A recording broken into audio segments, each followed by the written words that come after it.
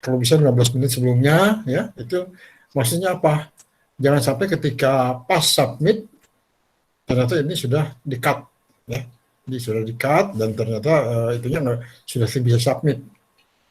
Nah, itu tolong diperhatikan, ya, itu. Lalu jangan lupa juga semua mahasiswa memeriksa kembali tentang absensi atau presensi di igrasiasnya, ya, apakah semuanya sudah mencapai minimal 75% atau tidak, ya. Nah, jika tingkat kehadirannya kurang dari 75%, maka sistem nanti akan menolak, ya, menolak untuk ikut ujian akhir semester, ya, gitu. Nah, di dalam untuk materi UAS kali ini, ya, saya akan membatasi, ya, hanya dari pertemuan ke-8 sampai ke-14, ya. Jadi Anda tidak usah mau membuka dari 1 sampai 7, ya. Boleh-boleh saja, silakan Anda buka sampai 7 untuk lebih lebih memantapkan, ya, pemahaman Anda tentang dasar logika, ya. Tetapi bobot dari penyajian soal nanti adalah dari 8 sampai dengan 14. Nah, itu, ya. Nah, sebelum saya melanjutkan, saya ingin bertanya, ya, kepada Anda, apakah Anda sudah siap untuk mengikuti UAS atau tidak? Setengah-setengah, Pak. Setengah Wah, siap, setengah enggak. wah, kenapa Dimas setengah-setengah? Harus mantap dong. Soalnya masih ada beberapa materi yang masih kurang paham, Pak. Kurang Sedikit paham. kurang paham. Apa saja yang kurang paham, coba? Iya, Pak. Contohnya yang pertemuan 9, Pak, yang keabsahan. Keabsahan. Nah, Nah, terus? iya, saya masih kurang mengerti yang mana yang valid, mana yang tidak valid, begitu, Pak. Nah, di sini, ya, dalam silogisme itu ada yang disebut dengan silogisme yang menyimpang, ya, dan silogisme yang valid, ya.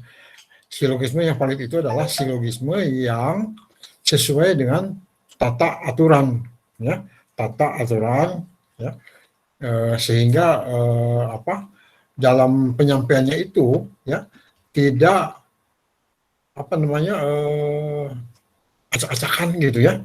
Nah, itu, ya, itu silogismenya. Jadi tidak meloncat-loncat gitu, ya. Karena ada silogisme yang menyimpang, ya. Sebentar saya buka itunya, ya. Sebentar saya buka itunya sebentar supaya lebih enak. Sebentar.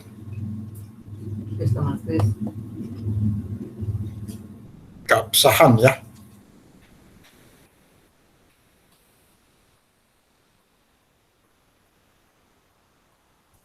Ini gabungan kelas, ya. Semuanya gabungan kelas? Iya, Pak. Semua kelas.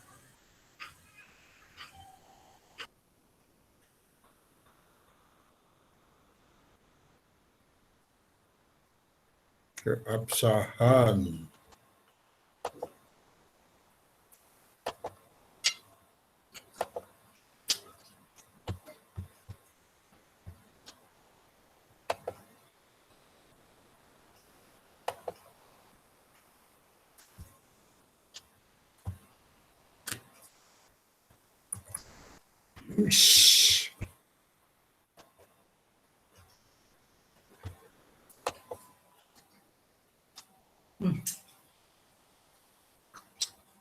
Ini laptop saya terlalu berat bebannya menghadapi mahasiswa sekarang ini pandai-pandai sekarang ini.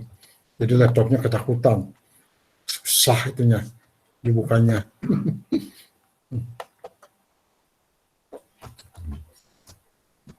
Punten, Bapak izin nanya. Ya, kenapa? Kan dari beberapa assignment yang sering Bapak kasih itu kan bentuknya kayak studi kasus, kayak gitu-gitu. Ntar kalau misalnya untuk soal esainya bakalan keluar nggak kayak bentuk studi kasus gitu? Ada nanti. Ada ya, Pak? Ada, ya. Ada. Oke. Ada. Bentar, nih, saya buka dulu itu tuh keabsahan. Keabsahan.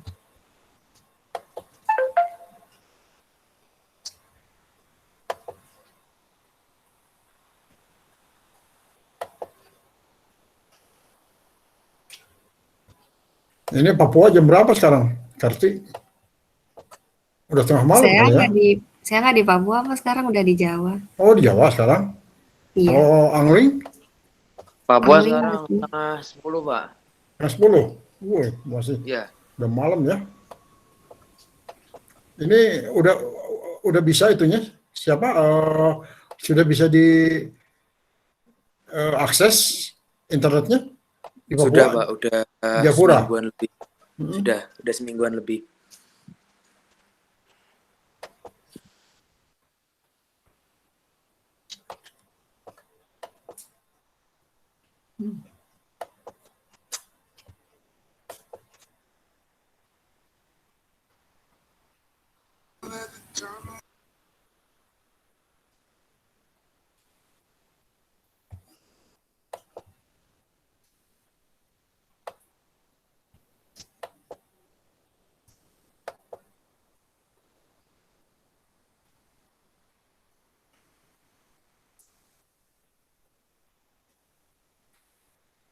Jadi di sini dalam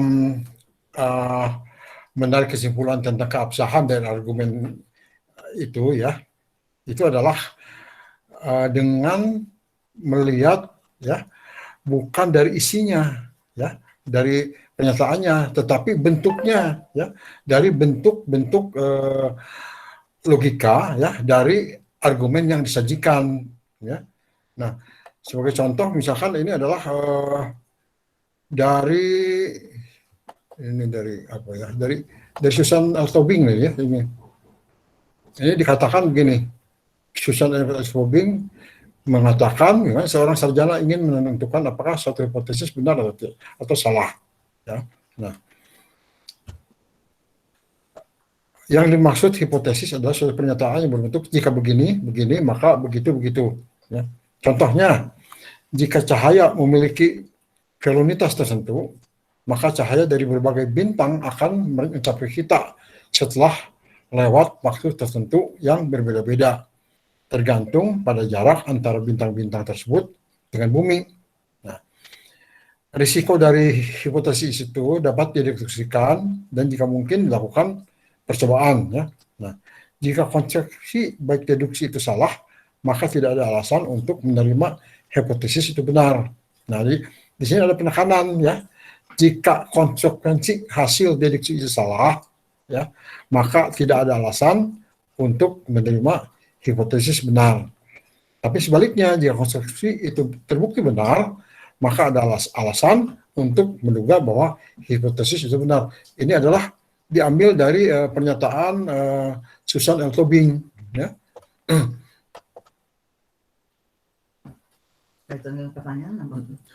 Lalu ada contoh, revolusi Prancis terjadi setelah revolusi Rusia. Revolusi Indonesia terjadi setelah revolusi Prancis. Jadi revolusi Indonesia terjadi setelah revolusi Rusia. Ya. Nah, di sini ini saja dari satu contoh ini ya. Argumennya valid, alasannya valid. Revolusi Prancis terjadi setelah revolusi Rusia. Revolusi Indonesia terjadi setelah revolusi Prancis. Jadi revolusi Indonesia terjadi setelah revolusi Rusia. Ya. Nah, argumen valid, ya. Kesimpulannya juga benar, ya. Tapi dengan ada premis yang salah, ya. Ada satu premis yang salah, ya. Jadi di sini premisnya kenapa kok revolusi Prancis terjadi setelah revolusi Indonesia terjadi setelah revolusi Prancis. Jadi akibat ini ya, akibat dari adanya dua premis yang ada keterkaitan revolusi Prancis dengan revolusi Prancis, tetapi sesungguhnya kalau dibandingkan ya, revolusi Indonesia kan tidak ada kaitan dengan revolusi Prancis ya. Sehingga di sini ada premis yang dianggap salah di sini ya. Ada lagi contoh lainnya adalah semua mantan presiden adalah orang yang bertanggung jawab. Soekarno adalah orang yang bertanggung jawab.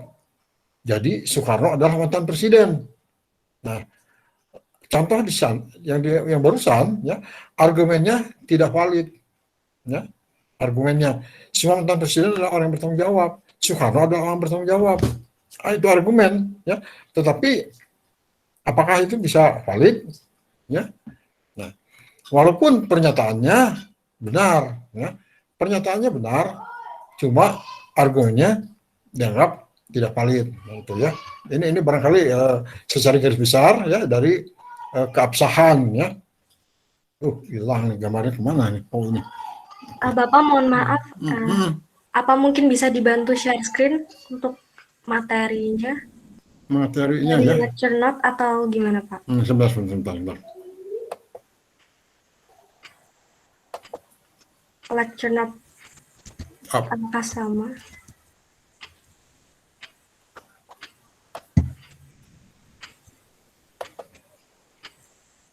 Yang ini kan, ya.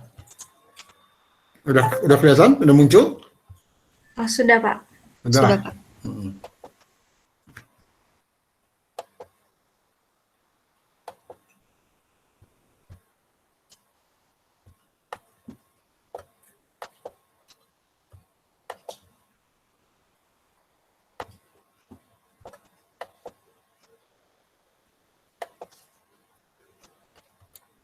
Nah, jadi prinsipnya dari validitas itu ya, validitas dari satu argumen tidak tergantung pada kebenaran dari pernyataan yang mewujudkan argumen tersebut.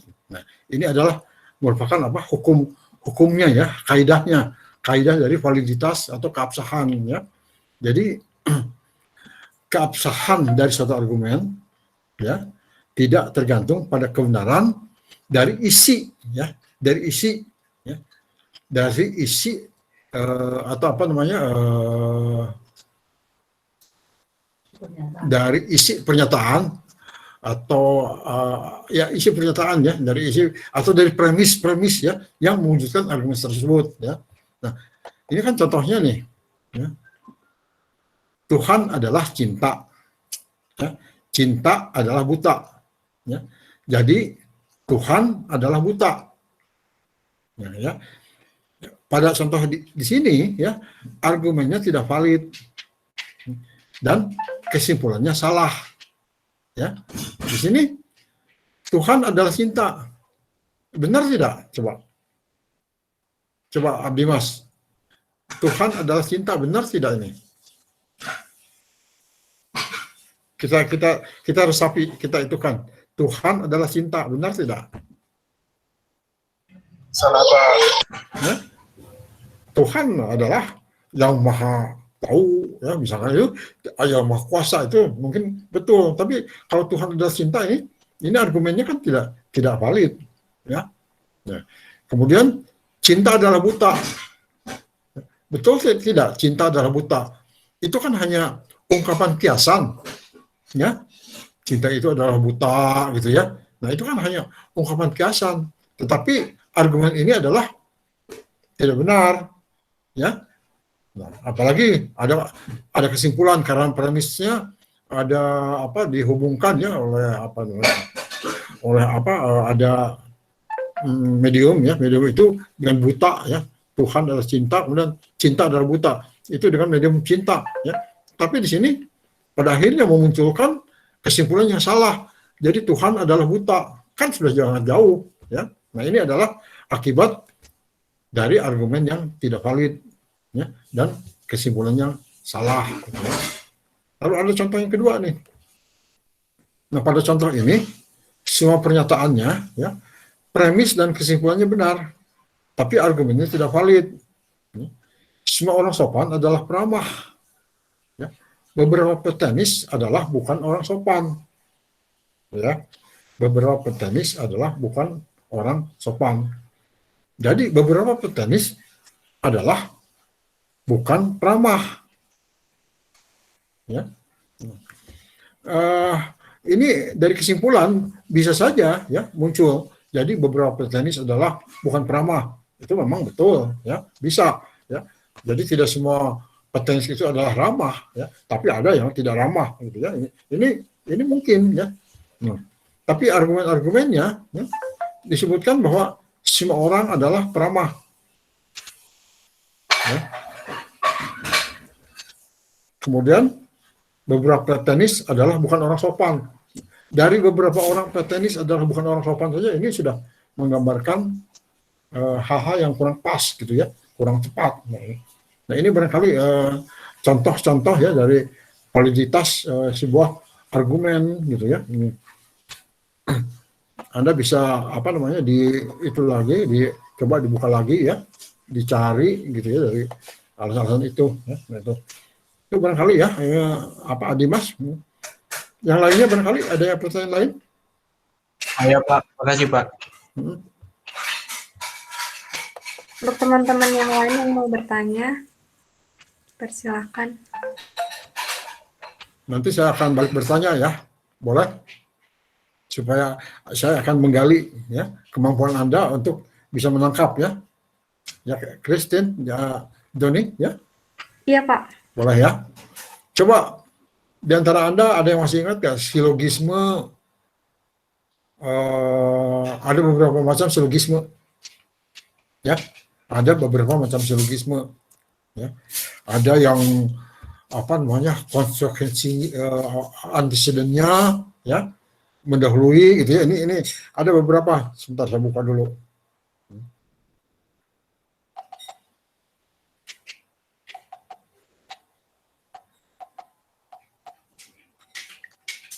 Silogisme.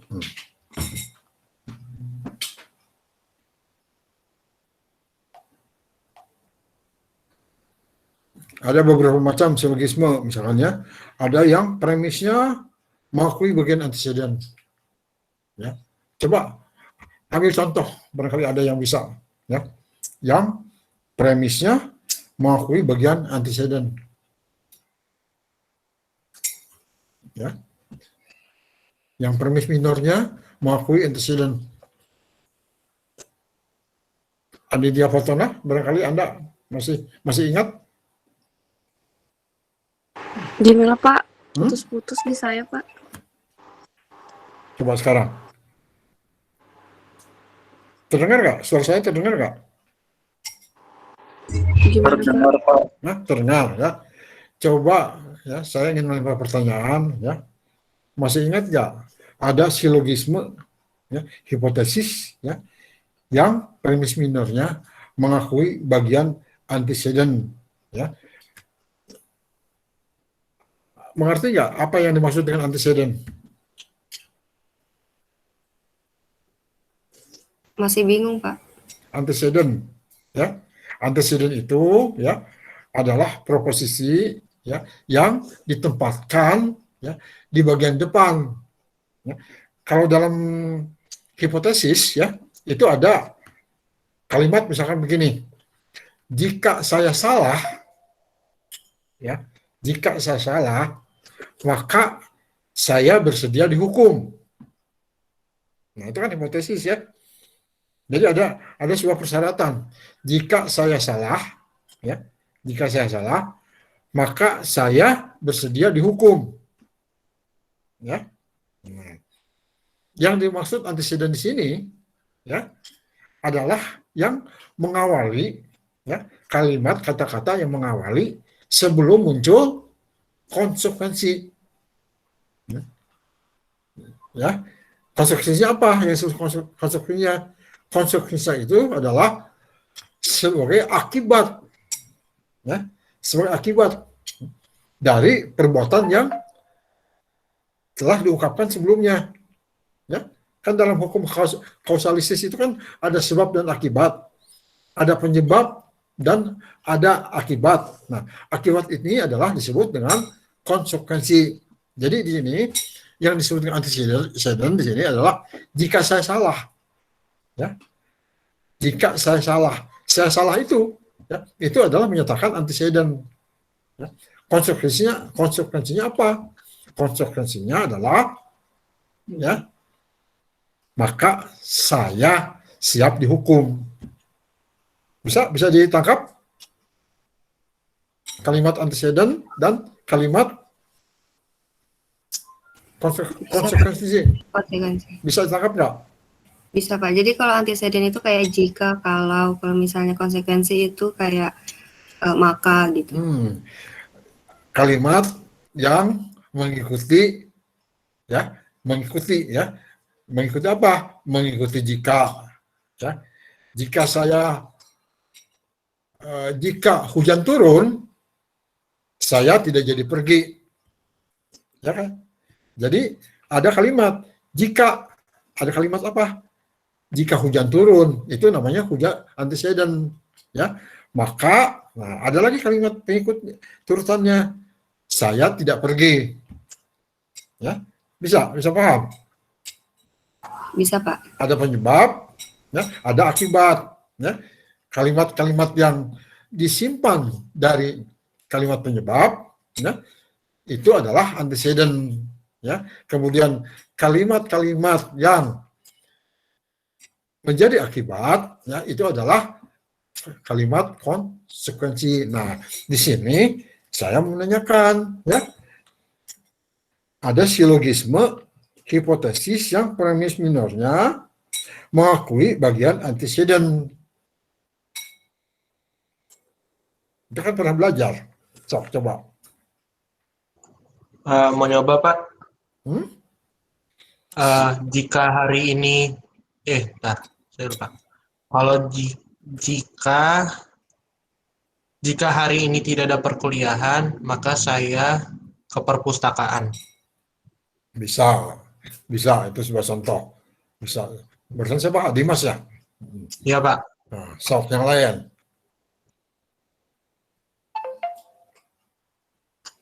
Sabrina. Bisa ambil contoh, Sabrina? Bentar. Jika hari ini hujan, maka saya tidak akan pergi keluar. Ya, itu adalah hukum kausalitas, ya. Nah, sekarang kita kembangkan lagi, ya. Nah, kita kembangkan lagi, ya, sebuah silogisme, ya, yang premis minornya mengakui bagian antecedent, ya, pada premis mayor. Masih ingat nggak apa yang disebut dengan premis minor dan apa yang disebut dengan premis mayor? Saya mau tanya soal itu, Pak. Saya nggak bisa bedain premis mayor sama premis minor. So, apa? Ada yang bisa jawab nggak? Apa yang dimaksud dengan premis minor dan apa yang dimaksud dengan premis mayor?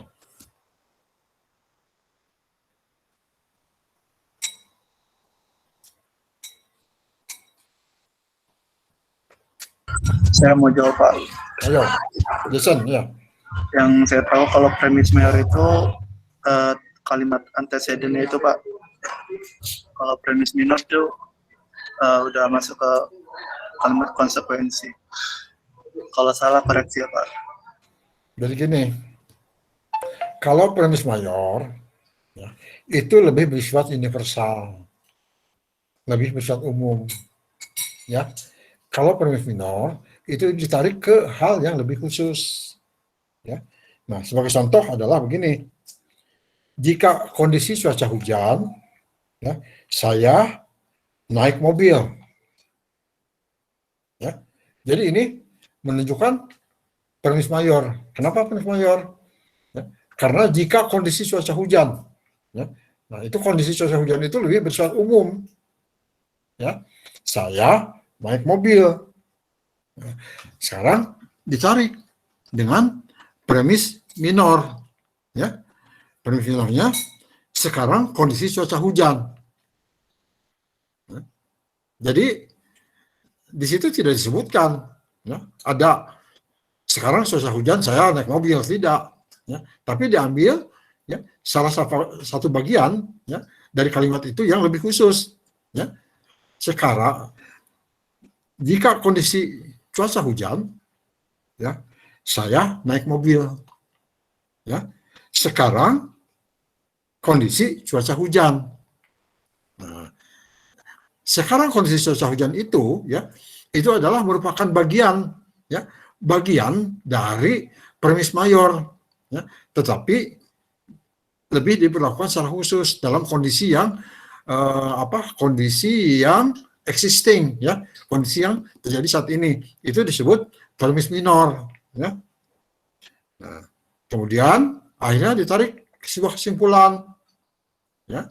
Jadi saya naik mobil, ya. Nah, sekarang contoh lain, ya. Contoh lain dari apa yang disebut dengan premis mayor, ya. Jika pandemi COVID-19 tidak reda, masyarakat dilarang mudik. Nah, itu kemarin kejadiannya, ya. Itu disebut premis mayor, ya, secara umum. Nah, secara umum, jika pandemi COVID tidak reda, ya, masyarakat dilarang mudik. Umum, ya. Nah, sekarang ditarik khusus, ya, ditarik khusus, ya. Disebutkan sekarang pandemi COVID-19 tidak reda. Nah, ya, sekarang, ya, sekarang. Jadi bukan jika nanti, ya, kondisi sekarang, ya. Nah, jadi ditarik kesimpulan. Jadi masyarakat dilarang mudik. Nah, itu adalah merupakan kesimpulan, ya. Jadi premis mayor itu, ya, lebih bersifat umum. Kalau premis minor itu lebih bersifat khusus dan mengambil bagian, ya, mengambil proposisi, ya, yang ada pada premis mayor itu, ya. Bisa dipahami tidak? Oh, jadi itu kalimat ini bersifat kayak deduktif gitu ya, Pak? Gimana, Jason? Jadi ini tuh kalimatnya kayak deduktif gitu ya, Pak, dari umum ke khusus. Ya, bisa, ya. Kalau itu ya analog lah dengan deduktif, ya. Kalau deduktif itu kan dari hal-hal kalimat yang bersifat umum, kemudian ditarik ke simpulan-simpulan yang khusus, ya. Nah, tapi dalam premis itu berbeda pemahamannya, ya. Pemahamannya berbeda. Kalau premis minor itu lebih spesifik, kalau premis mayor itu lebih bersifat umum, begitulah kurang lebih, ya. Ayo yang lain, silakan.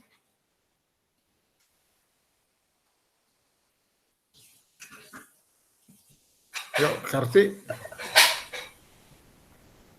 Karti, kamu di mana di Jawanya? Di Kebumen, Pak. Oh, orang Kebumen. Di Iya. mana Kebumennya? Di Jawa Tengah. Iya, Kebumen saya tahu di Jawa Tengah. Di mana? Di Klirong, di Oh. Selang, Apa ya? di Selang, di Pertanahan, Di Bulus Pesantren. pesantren. Bulus Pesantren apa ya? Tambak Reja kayaknya. Gak tahu Oh. apa, saya juga bingung. Oh gitu. Kamu orang sana? Iya, aslinya sini. Oh, aslinya dari Kebumen. Iya. Oh, ayah saya juga aslinya dari Kebumen. Ayah tapi, ya, di daerah dari Klirong itu. Daerah Klirong itu kalau dari bypass itu ke arah selatan nih, ya, ke Kebumen. Iya. Dulu namanya Panjer itu. Kebumen itu namanya zaman dulu Panjer. Ya. Itu dipahami, ya, tentang silogisme, ya, supaya kita lebih, karena kalau dasar logika itu lebih dekat kaitannya erat dengan masalah silogisme, ya, gitu. Nah, lalu coba saya juga ingin bertanya tentang paragraf. Ada yang mempelajari paragraf nggak?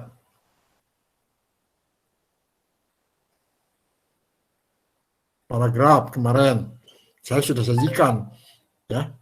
Ada apa coba yang disebut dengan paragraf? Christine? Apa, Pak? Gimana, Pak? Paragraf. Yang dimaksud dengan paragraf apa tuh? Suatu kumpulan kalimat, Pak, yang menjadi satu kesatuan. Jadi kumpulan kalimat, ya, yang menguraikan, ya, isi, ya, isi dari semua rangkaian sebuah tulisan, ya, gitu. Jadi ada yang disebut dengan paragraf, itu lebih bersifat inti dari persoalan, gitu, ya. Jenis-jenis paragraf, ada yang masih ingat nggak? Jenis-jenis paragraf. Ada 4 ya Pak ya, kalau Ya. nggak salah. Sok, ada masalah. Naratif, Betul. argumentatif, Ya, betul. deskriptif, Betul. sama apa ya? Lupa Pak, satu lagi Pak.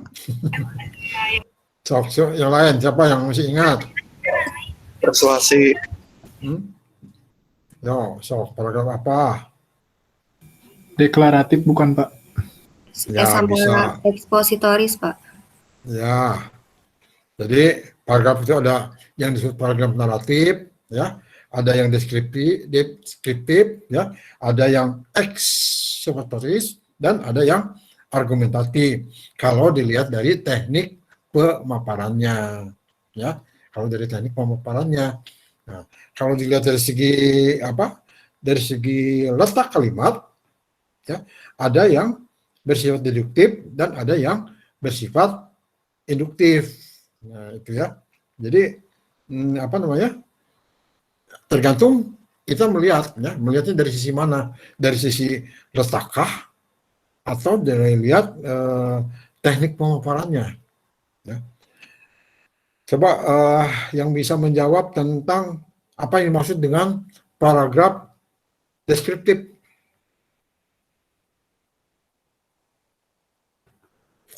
Mau coba, Pak? Ya, boleh. Paragraf yang isinya mendefinisikan sesuatu atau mendeskripsikan sesuatu. Jadi paragraf deskriptif itu ya, itu yang menggambarkan, ya, yang melukiskan sesuatu yang dilihat, ya, kemudian diangkat ke dalam rangkaian ya, kalimat, ya, dalam sebuah penggalan dan sebuah alinea. Alineanya itu disebut dengan paragraf. Ya, contohnya misalkan begini. Suatu ketika, ya, saya berjalan menuju puncak. Ya, puncak itu di daerah Jawa Barat, ya. Di sekeliling kiri jalan-jalan, ya, di sebelah kiri dan kanan jalan, ya, banyak tumbuh pohon-pohonan yang hijau, ya, yang hijau dan teduh, ya, dan membuat sebuah kerimbunan, ya, sehingga, ya, sejauh mata memandang, ya, maka saya menatap sebuah keindahan panorama alam yang sangat luar biasa, dan itu adalah merupakan sebuah anugerah yang diberikan oleh Allah SWT, ya, terhadap makhluknya, ya. Itu merupakan paragraf deskriptif, ya. Jadi kita menggambarkan, ya, melihat, ya, sesuatu yang kita lihat, ya, kemudian diungkapkan, ya. Nah, itu melukiskan pemandangan, ya. Bisa dipahami? Pak, mau tanya Pak.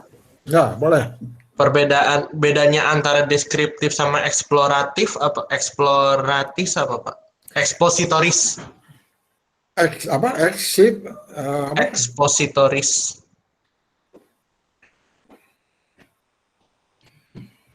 Nah, kalau kalimat paragraf ekspositoris, ya, lebih diarahkan, ya, kepada adanya pemeran, ya, adanya sosok, ya. Kalau deskriptif itu lebih bersifat umum, apa yang kita lihat kita ungkapkan, ya. Kalau apa namanya barusan yang Ekspositoris. ekspositoris, ya, itu lebih menggambarkan, misalkan begini,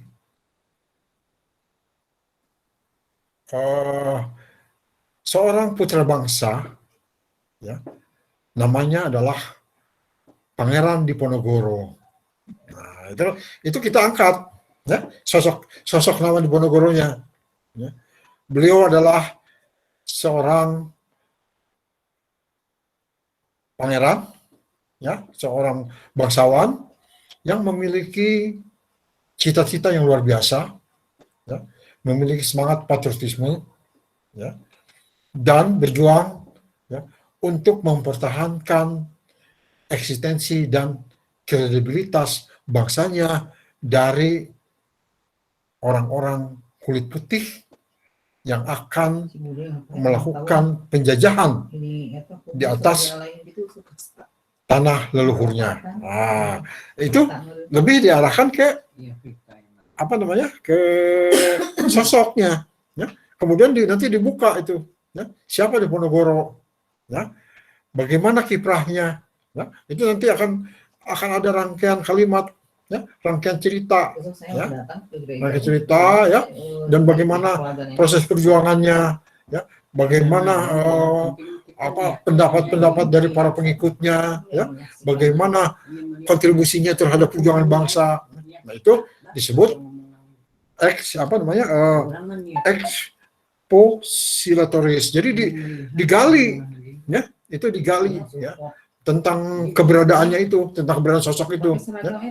Tidak hanya sosok manusia, tapi juga terhadap sebuah fenomena, ya, sebuah fenomena alam, ya, fenomena sosial, misalkan, ya. Nah, itu bisa kita gali, ya, digali, gitu, ya, kemudian diungkap dan diangkat. Nah, pada akhirnya menjadi sebuah paragraf ini, sebuah semacam deskripsi, ya. Tetapi kalau deskripsi bersifat umum, sekilas, ya, kalau expositoris itu digali lebih dalam, gitu, ya. Itu siapa tadi yang bertanya, ya? Dimas, ya? Oke, bisa dipahami. Ya, Pak. Jadi kalau secara dasarnya mah, kalau deskriptif itu bersifat umum, tapi kalau ekspositoris bersifat khusus gitu Pak ya. Khusus, digali lebih dalam, ya. Namanya juga eksploitasi, ya, explore, digali gitu, ya. Nah, ini, ya. Oke, kasih Pak. Oke. Ada yang lain? Paragraf naratif. Oh, siapa yang tahu nih tentang paragraf naratif? Saya mau, Pak. Boleh. Paragraf naratif itu paragraf yang lebih ke menceritakan atau pendongengan gitu. Benar. Nah, coba ambil contohnya gimana? Misalnya menceritakan tentang suatu kisah gitu. Bisa begini, ya. Romi dan Yuli adalah sepasang sejoli, ya, anak muda yang hidup pada zamannya. Itu zaman saya masih abal-abal, masih muda. Ya. Nah, di antara keduanya terjalin hubungan kasih sayang, ya, dan bersemi ketika sejak masa SMA. Ya. Romi adalah seorang laki-laki, ya, yang berbadan tegap, ya, dengan dengan memiliki kemampuan yang sangat luar biasa. Sementara Yuli adalah seorang wanita cantik dan menjadi kembang di sekolah tersebut. Nah, itu menceritakan naratif. Nah, itu dilanjut, ya, itu dilanjut. Kalau paragraf argumentatif gimana? Paragraf yang isinya ada perdebatan di dalam. Ada yang bisa menjawab hal lainnya? Izin menjawab Pak, sebelumnya Ya, maaf, saya Akila.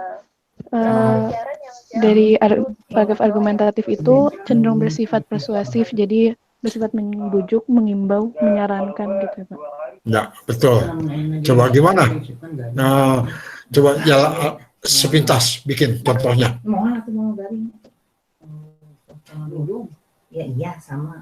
Bisa membuat contohnya? Sebentar, masih saya pikirkan tentang. Contoh begini. Pandemi COVID-19 belum usai. Ya. Setelah pasca Lebaran, ya, angka warga angka masyarakat yang terpapar COVID semakin meningkat. Ya. Nah, pemerintah telah mengeluarkan kebijakan untuk melakukan pembatasan kegiatan sosial berskala mikro. Ya. Hal itu adalah dimaksudkan untuk menekan laju pertumbuhan penularan pandemi COVID di tengah-tengah masyarakat. Ya. Melalui himbauan, ya, pemerintah melakukan langkah-langkah sosialisasi kepada warga masyarakat, ya, agar bisa memahami tentang maksud dan tujuan, ya, dari kebijakan program kebijakan tentang kebijakan pembatasan kegiatan berskala mikro, dan seterusnya. Nah, itu adalah sifatnya persuasi, ya. Jadi bersifat himbauan agar masyarakat ini bisa memahami tentang maksud dan tujuan dari pemerintah, gitu ya. Itu adalah yang bersifat umum, gitu ya. Barangkali ada contoh lain, silakan.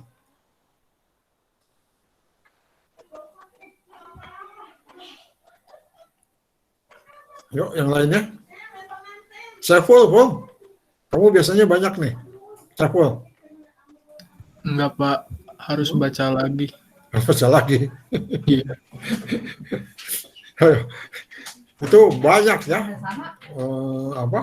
Paragraf argumentatif itu bisa saja mengambil contoh dari masalah bidang pendidikan, ya, masalah bidang sosial politik, ya. Ya, banyak macam-macam gitu ya. Itu juga bidang masalah kebijakan, ya. Itu masalah paragraf argumentatif, ya. Coba ada latihan lah, ya. Ada latihan, ya, bagaimana cara membuat paragraf naratif, bagaimana cara membuat paragraf argumentatif, ya, bagaimana membuat paragraf narasi, ya, ini, ya. Supaya nanti ketika Anda menjadi penyelenggara kehumasan, Anda tidak kaku, ya. Kalau coba tolong Kerti bikin sebuah paragraf tentang masalah kesehatan, ya, Anda bikin aja, ya. Nah, itu sifatnya menghimbau, ya, bersifat membujuk, ya, kepada orang luar, kepada penerima pesan, gitu ya. Ayo, yang lain, barangkali ada hal-hal yang perlu disampaikan, ditanyakan. Masih pusing? Sabrina? Ini jumlahnya cukup banyak. Ada? Enggak, Pak, belum ada. Masih baca-baca PPT. Oke, ya. Alista, barangkali? Bapak, Yuk. kalau analogi, Pak? Analogi. Iya. Nah, kalau analogi itu adalah sesuatu bentuk, ya, suatu suatu bentuk pernyataan, ya, ataupun fenomena, ya, yang dibandingkan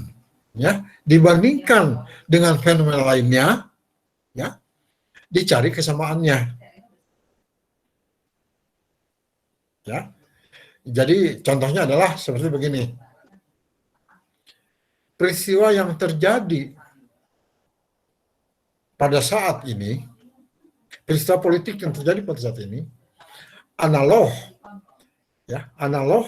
dengan peristiwa ketika menjelang meletusnya gerakan 30 September pada tahun G30 SPKI pada tahun 1965. Ya. Nah, di sini ada sebuah analogi, sebuah persamaan dibandingkan, gitu ya, fenomena yang terjadi sekarang ini dengan fenomena masa lalu, ya. Atau begini, mahasiswa PR 44, ya, jika dibandingkan dengan mahasiswa-mahasiswa lainnya pada generasi sebelumnya, pada angkatan sebelumnya, analog ya dengan mahasiswa angkatan 45, tidak 45 ya, dengan mahasiswa angkatan mahasiswa PR 30 misalkan ya, belum ada nih yang saya 30 ya, dengan mahasiswa PR 44 analog dengan mahasiswa PR 30 ya, karena rajin dan memiliki semangat yang tinggi. Nah, jadi itu analog. Jadi analog itu adalah memiliki kemiripan ya, memiliki kesamaan gitu ya. Siapa tadi yang bertanya tentang analog? Saya, Pak. Karti ya? Bisa paham anak Karti? Bisa, Pak. Cok, contoh cari analog. Kalau analog coba. Buah anggur dan buah mangga ketika masih muda sama-sama warnanya hijau. Oke, bisa ya. Bisa analog ya. Analog jadi antara buah anggur warna hijau analog dengan buah apa tadi? Buah mangga ya gitu ya. Yuk, yang lain? Masih ada? Pertanyaan lain, generalisasi? Ada Itu yang membuat itu ya Pak, generalisasi dari khusus ke umumnya bukannya Pak ya? Ya, dari hal-hal yang umum ya dianggap menjadi sebuah kesimpulan umum ya. Misalkan begini,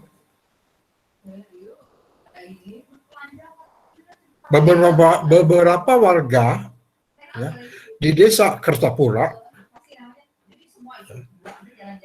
adalah petani ya.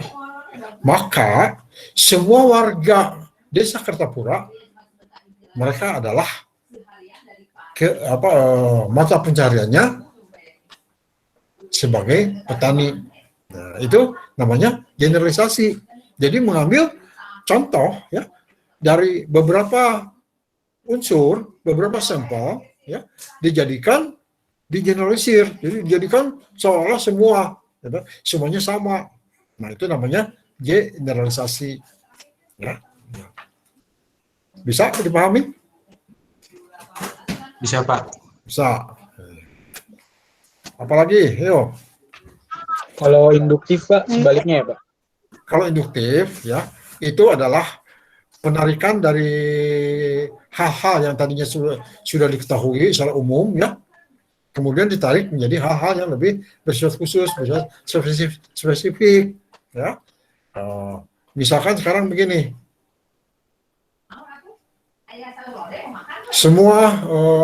semua warga Kota Bandung ya menjalani vaksinisasi COVID-19. Dadang dan Dudung ya, adalah warga Kota Bandung. Ya, maka ia pun divaksin. Ya, nah itu adalah bersifat induktif. Ya. Ada yang lain? Saya mau bertanya terkait metode ini Pak, metode MIL itu. Itu tuh apakah kita kalau misalkan mau mengetahui menggunakan salah satu metode itu berkaitan dengan metode yang lain atau bisa hanya menggunakan satu metode aja Pak? Misalkan kita mau mengetahui dari metode perbedaan, apakah sebelumnya kita harus udah tahu dulu dan melakukan melakukan analisis dulu dengan metode persetujuan atau bisa berdiri sendiri gitu pas metode perbedaan ini? Begini, pada dasarnya metode MIL itu adalah terdiri dari dua macam ya, metode perbedaan dan metode persamaan. Ya, nah kalau metode persamaan maka dilihat ya tentang kesamaan unsur-unsur, ya, kesamaan peristiwa, ya, kesamaan unsur-unsur atau kesamaan unsur-unsur. Ya, sehingga terjadi sebuah fenomena. Ya. Misalkan ada 5 orang ya, yang mengalami gangguan pencernaan, ya. Nah, dicari penyebabnya, ya. Dicari penyebabnya, si A penyebabnya apa, ya. Nah, ini ada beberapa makanan yang dimakan, ya. Kita ambil keracunan, ya. Gitu. Si B apa. Nah, kemudian dicari, ya, di mana ada unsur yang sama. Ya. Kalau metode perbedaan, ya, yang dicari itu adalah pembedanya. Ya. Kalau si A, ya, makannya adalah dari A, B, C, D, ya, semuanya dimakan, ya, sakit perut, ya, mual. Kemudian si B, A, B, ya, A, B, D, E, misalkan, ya, dia juga sakit perut. Ya. Nah, lalu ada lagi yang si C, tidak memakan salah satu unsur, ya. Misalkan yang jadi unsur penyebabnya itu adalah si D, ya.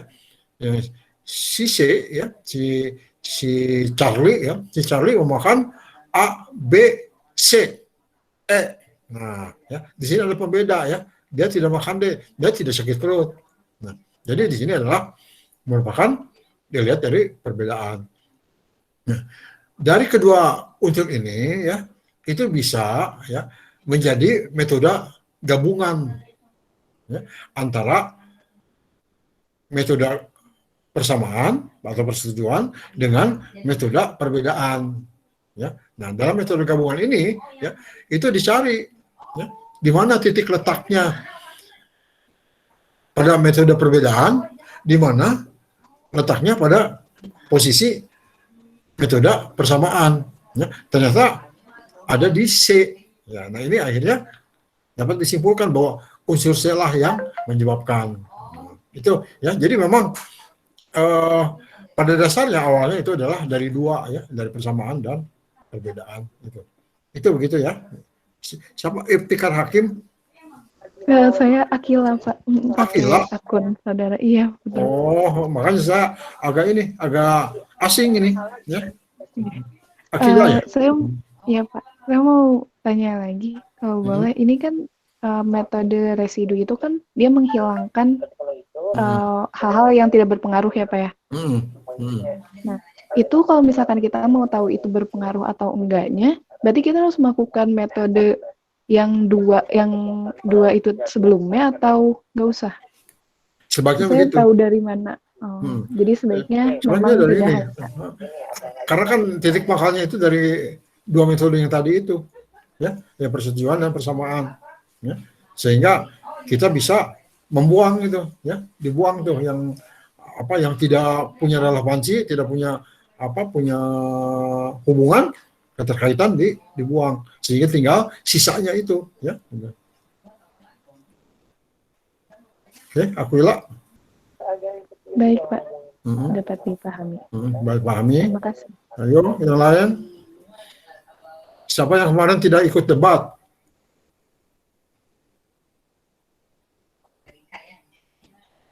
Siapa kemarin? Kemarin tuh saya lihat banyak yang tidak ikut, ya. Tapi untuk kali ini saya, karena gini, ya, saya dalam daftar hadir sekarang ini, untuk yang terakhir, saya memberikan toleransi, ya. Semua saya anggap hadir, ya. Kecuali yang sama sekali belum pernah mengikuti, gitu, ya. Itu yang belum pernah mengerjakan tugas, itu saya nyatakan 0 aja, ya, itu, ya. Tapi ya bagi yang semuanya, ya, saya anggap hadir. Maksudnya apa? Ya, saya membantu, ya. Jangan sampai mereka yang sudah mencapai angka kehadiran 76% pada pertemuan ke-13 karena tidak mengerjakan pada pertemuan ke-14, sehingga akhirnya karena mungkin lupa atau karena gangguan teknis, ya, jaringan misalkan, sehingga akhirnya tingkat kehadirannya turun menjadi tinggal 62%. Nah, itu akhirnya dinyatakan tidak bisa ikut UAS. Nah, makanya saya anggap saja bahwa yang ke-14 itu saya anggap hadir, ya, semua. Ya. Jadi jangan kaget, ya. Mungkin ada merasa tidak mengerjakan, tapi saya nyatakan hadir. Itu adalah toleransi dari saya, ya, agar Anda tidak kehilangan kesempatan dalam mengikuti ujian akhir semester. Tapi di dalam dalam praktek debat ini, ya, Anda juga perlu paham, ya, bagaimana cara menyusun sebuah rangkaian teknik debat. Ya. Nah, dalam menyusun sebuah rangkaian teknik debat ini, ya, ada dua kelompok, ya, ada dua pihak, ada pihak afirmatif, ada pihak oposisi. Ya. Nah, pihak afirmatif itu adalah pihak yang menyetujui dan sepakat tentang sebuah topik masalah yang diangkat di dalam perdebatan. Ya. Lalu ada kelompok yang bersifat oposisi. Nah, kalau yang oposisi itu bertindak sebaliknya, berbeda cara pandang, dia menolak. Nah, kemudian, ya, ketika mengawali pelaksanaan debat, ya, maka itu harus dimulai, ya, dengan pengantar, ya. Misalkan pihak afirmatif, ya. Katakanlah isunya adalah tentang pembatasan kegiatan masyarakat dalam skala mikro, ya. Sekarang ini kan itu, ya. Nah, itu sedang berlangsung sekarang. Pihak yang menyetujui atau afirmatif, dia akan mengantar. Saya, ya, adalah orang yang sepakat dengan adanya kebijakan pemerintah untuk melakukan pembatasan kegiatan skala mikro. Ya. Karena hal itu, ya, untuk mengendalikan, ya, laju pertumbuhan penularan COVID-19. Nah, itu pengantar. Dia menyatakan dulu, ya, menyatakan siapa saya. Nah, sebaliknya dari pihak oposisi, dia menyatakan saya menolak terhadap kebijakan pemerintah tentang adanya pembatasan kegiatan skala mikro. Ya. Karena hal itu sangat merugikan masyarakat. Itu pengantar. Nah, itu akan dilanjutkan dengan argumentasi atau alasan. Ya. Dan dalam alasan itu, ya, kedua belah pihak harus menyampaikan, ya, data, fakta atau bukti, ya, atau hal-hal yang mendukung terhadap pernyataan itu. Contohnya yang bersifat afirmatif. Kenapa saya mendukung? Karena jumlah penderita COVID-19 setelah kegiatan mudik lebaran, ya, jumlahnya dari sekian juta orang, ya, sekian ribu orang, ya, sekarang meningkat 4 kali lipat menjadi sekian juta orang, sekian ribu orang. Dan pelayanan kesehatan di rumah sakit sekarang menjadi penuh. Para dokter menjadi kewalahan. Ya. Kemudian kegiatan penularan sedemikian cepat, ya, antar tetangga ketika bertemu satu sama lain, pada saat itulah terjadi penularan, terjadi reaksi penularan. Sementara fasilitas kesehatan sangat terbatas. Nah, itu menurut yang afirmatif. Lalu pihak sebaliknya dari pihak yang menolak. Kenapa saya menolak?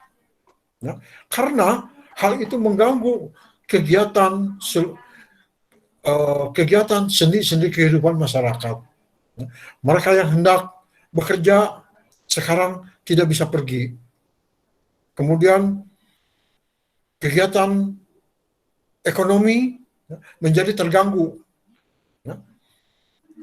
Toko-toko ditutup. Kemudian kegiatan-kegiatan hiburan juga, pusat hiburan, ya, ditutup, sehingga banyak anggota masyarakat yang tidak bisa menjalankan kegiatannya, ya, dan terpaksa diam di rumah. Yang tentu saja hal itu mengganggu terhadap penghasilan yang biasa diperoleh oleh mereka. Nah, itu adalah contohnya. Kesimpulannya, nah, ada kesimpulan dari pihak afirmatif ya, bahwa dengan bukti-bukti yang di atas, maka dapat saya simpulkan ya, bahwa kebijakan tentang pembatasan kegiatan skala mikro itu sangat bagus dan sangat mendukung untuk mencegah penularan. Nah, itu penutup ya, yang jadi kesimpulan. Sementara dari pihak lawannya, dengan diberlakukannya kebijakan pembatasan kegiatan skala mikro, ya, itu menyebabkan ya, anggota masyarakat menjadi resah dan terganggu. Nah, itu adalah merupakan sebuah kesimpulan. Jadi nanti kalau dalam debat, ya, Anda harus bisa mematahkan pendapat-pendapat lawan, ya, pendapat-pendapat lawan, dan Anda harus menyodorkan argumentasi-argumentasi yang mendukung, ya, mendukung tentang sikap yang Anda berikan, ya. Nah itu barangkali ada yang akan bertanya dalam seputar masalah debat.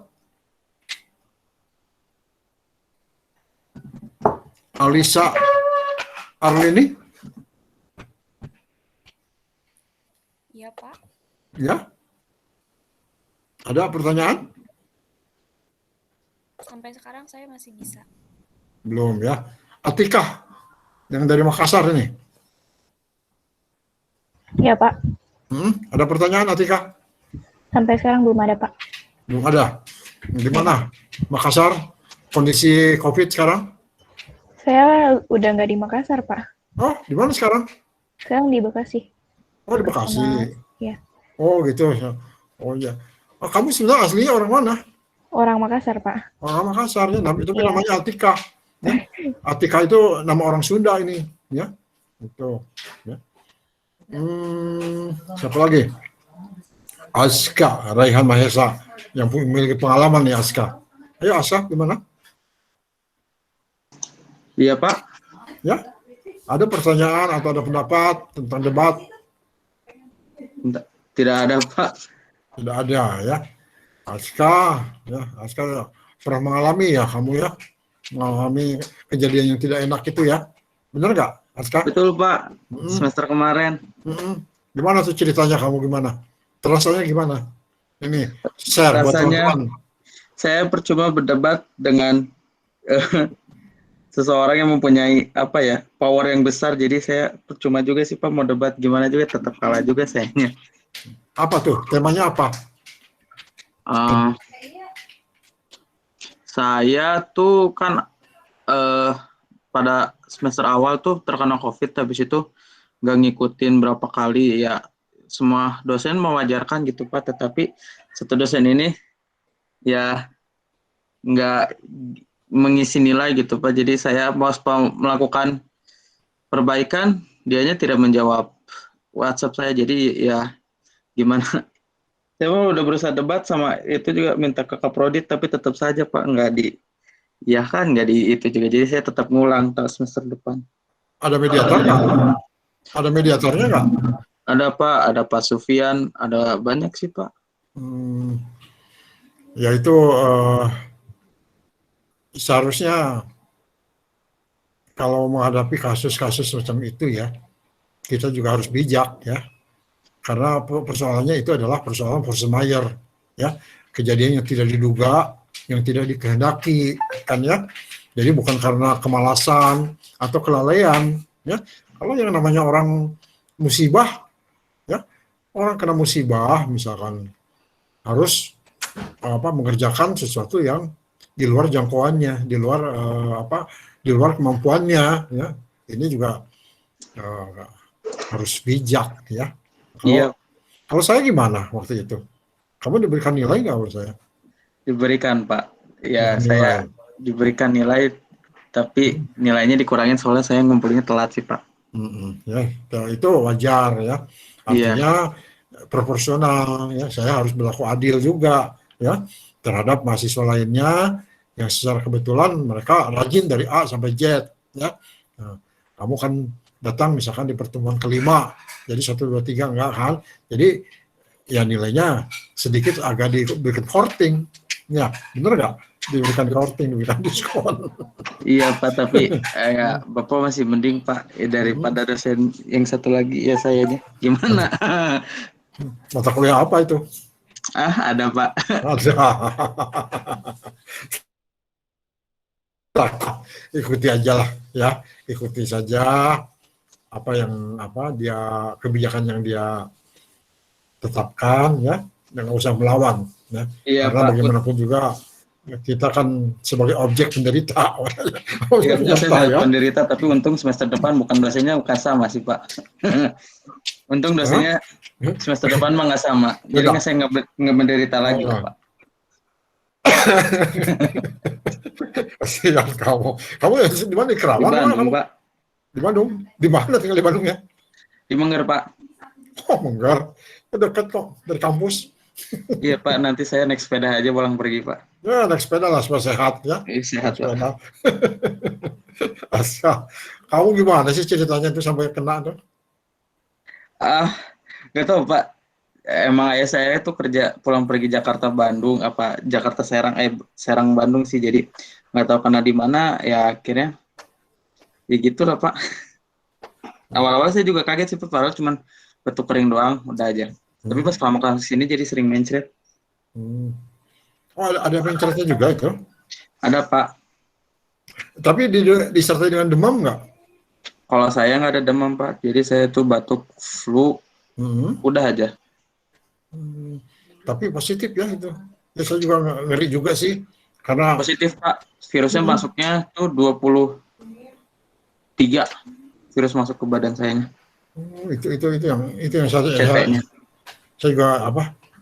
Ya kita kan nggak tahu ya, nggak tahu soal virus itu tiba-tiba cok aja. Nah ini juga saya juga ngeri juga. Kamu darah apa? Darah A, darah apa? Golongan darahnya? Golongan darah A, tapi yang sangat sulit disembuhin tuh golongan darah O. Soalnya O tuh kental sih Pak. Jadi pengentalannya lebih strong gitu lah. Kalau A tuh ya lebih mending lah Pak. Katanya bisa plasma darahnya bisa jadi donor ya bagi mereka. Bisa, tapi itu khusus laki-laki doang Pak. Oh laki-laki ya?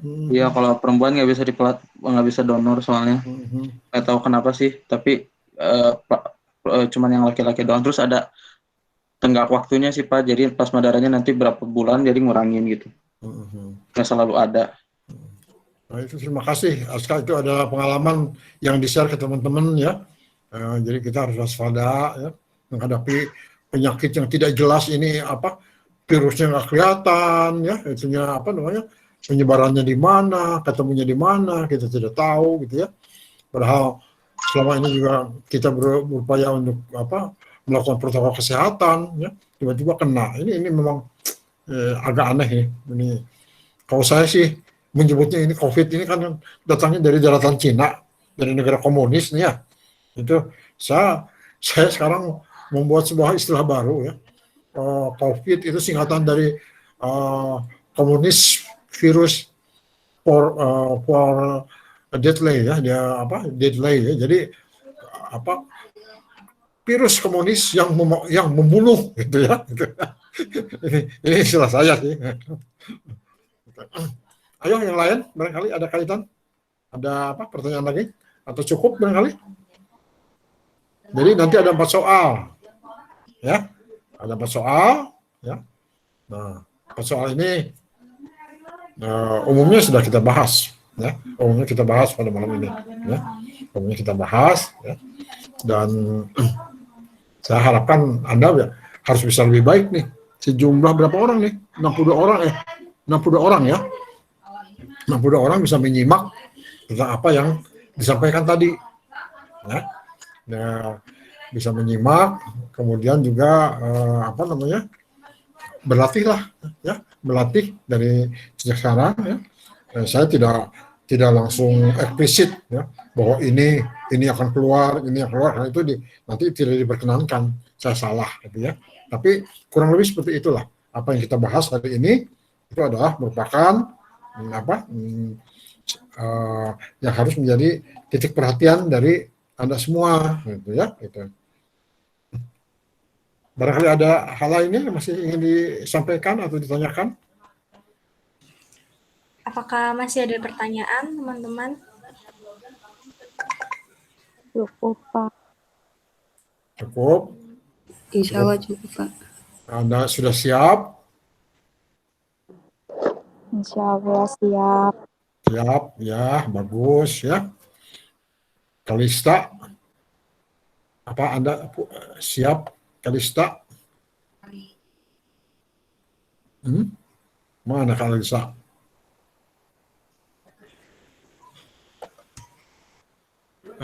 Kamal. Kalista atau Kalista, Pak? Hah? Kalista. Atau Kalista? Kalista gitu ya? Ya. Ya. Boleh, Alista juga boleh ya. Alista siap, Alista? Iya, Pak, siap.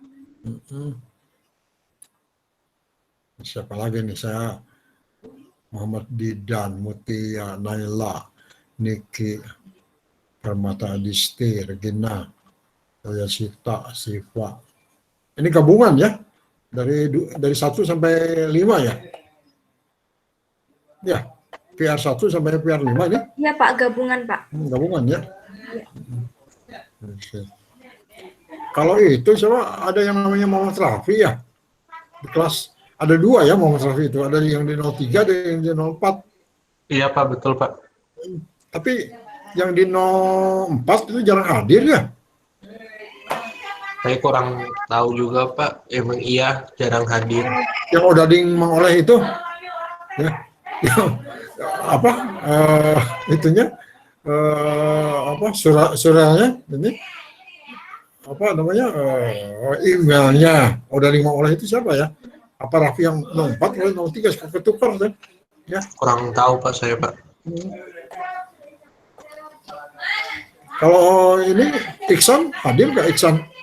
Iksan 02 ketua kelas nggak muncul ya, nggak ada ya? Kayaknya belum hadir, Pak. Nggak hadir ya. Iksan, Devan juga nggak ada ya, Devan ya. Devan Cirebon nggak muncul. Sasabila muncul nggak? Ada nggak Sasabila? Hadir. Mana Sasabila? Siva, oh ada ya. Kamu Makassar kan? Ya, Siva. Iya, Pak. Makassar ya. Siva, Atika setiap hari, kemudian si ini siapa? Siapa tuh? Aduh, namanya siapa tuh? Vanessa Lisan. Ya. Vanessa Lisan nggak ikut sekarang? Nggak ada ya? Vanessa. Oke, kalau nggak ada, atau ada pertanyaan lain silahkan. Ya, mau ketemu.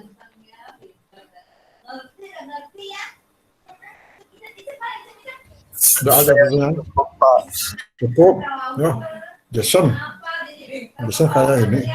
Kayak mana Jason kok mukanya nggak muncul nih? Jason, Kenapa, Pak?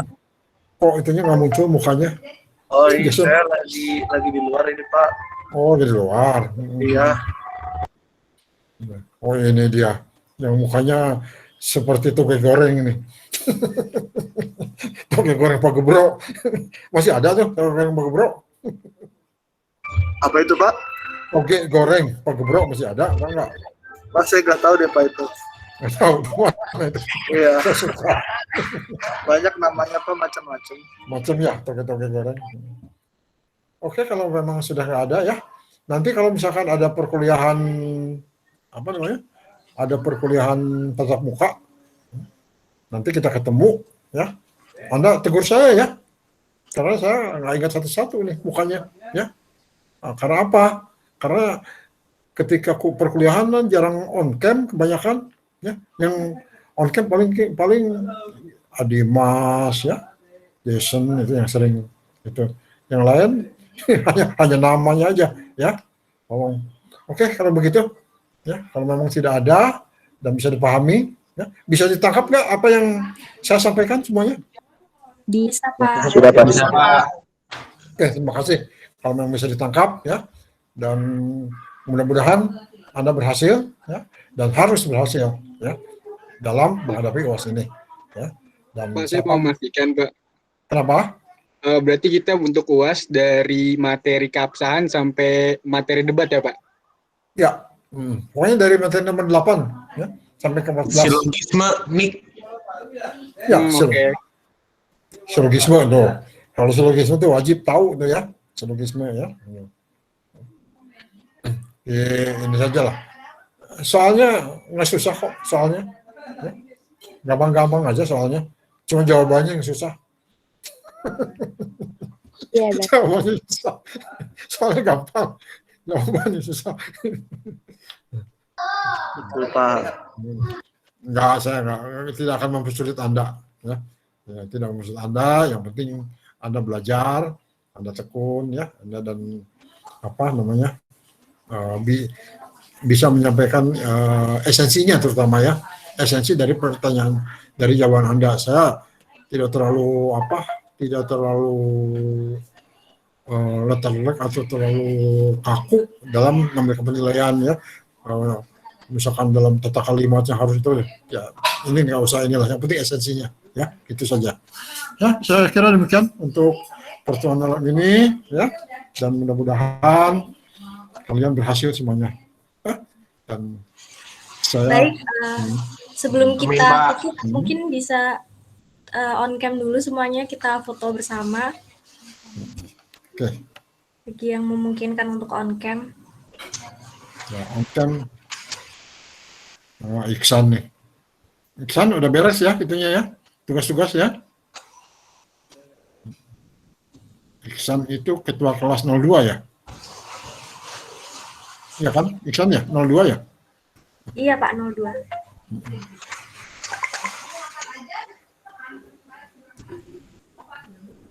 Yuk. Baik, Kerti, apa udah siap? Sudah. 1, 2. Sekali lagi, 1, 2, 3. Oke, sudah. Baik, terima kasih untuk Pak Tato yang sudah mengisi prepare malam ini, dan juga teman-teman semua yang hadir sampai akhir. Terima kasih. Dan untuk link feedback dari prepare ini bisa diakses di lewat chat komentar di Google Meet ini, dan sukses untuk teman-teman semuanya untuk UAS-nya, dan terima kasih. Selamat malam. Oke, selamat malam ya. Selamat malam semuanya ya. Terima kasih, Pak. Terima kasih, Pak.